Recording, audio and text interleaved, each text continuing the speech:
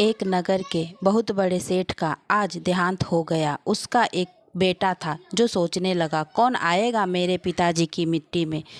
जीवन भर तो इन्होंने कोई दान धर्म नहीं किया, बस पैसे के पीछे भागते रहे। सब लोग कहते हैं यह तो कंजूसों की कंजूस थे। फिर कौन इनकी अंतिम यात्रा में शामिल होगा। खैर, जैसे तैसे कुछ रिश्तेदार, कुछ मित्र मिट्टी में शामिल हुए, पर वहाँ भी वही बात सब एक दूसरे से कहने लगे। बड़ा ही कंजूस शख्स था, कभी किसी की मदद नहीं की, हर वक्त बस पैसा पैसा करता रहा।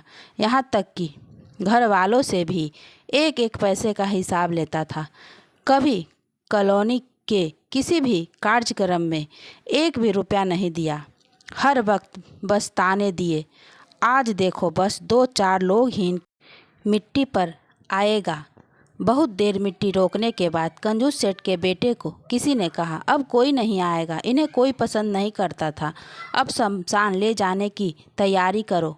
बेटे ने हामी भर दी। शरीर को लोग उठाने लगे। तभी एकाएक उनकी नज़र सामने आती भीड़ पर पड़ी। कोई अंधा, कोई लंगड़ा, हजारों की संख्या में महिलाएं, बुजुर्ग और बच्चे सामने नजर आने लगे और उस कंजूस सेठ के शरीर के पास आकर फूट फूट कर रोने लगे। कहने लगे, मालिक, अब हमारा क्या होगा? आप ही तो हमारे माए बाप हैं। सारे बच्चे ने उस कंजूस सेठ के पैर पकड़ लिए और बिलख बिलख कर रोने लगे। सेठ बेटे से रहा नहीं गया। वो पूछ बैठा, कौन है आप सब और क्यों रो रहे हैं? पास ही खड़े कंजूस सेठ के मुनीम ने, ये है हमारे पिता की कमाई, इन झुग्गी झोपड़ी वालों ने से पूछो, वो बताएंगे। ये कितने दानी थे, कितने वृद्ध आश्रम, कितने स्कूल, कितनी लड़कियों की शादी, कितनों को भोजन, कितनों को नया जीवन आपके इस कंजूस बाप ने दिया है। ये वो भीड़ है जो दिल से आए हैं, आपके रिश्तेदार और पड़ोसी जैसे नहीं, जो सिर्फ रस्म पूरी करने के लिए आए हैं। फिर उसके बेटे ने पूछा, पिताजी ने मुझे ये सब क्यों नहीं बताया? क्यों हमें एक एक पैसे के लिए तरसाते रहें? क्यों कॉलोनी के किसी भी कार्यक्रम में एक भी मदद नहीं की?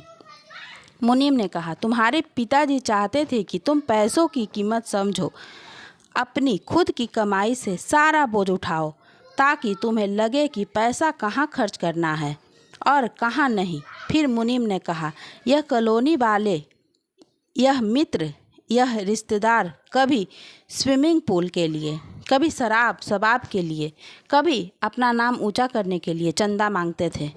पूछो इन सब से, कभी वह किसी गरीब बच्चे की शादी, अब अपाहिजों की मदद के लिए चंदा मांगने आए?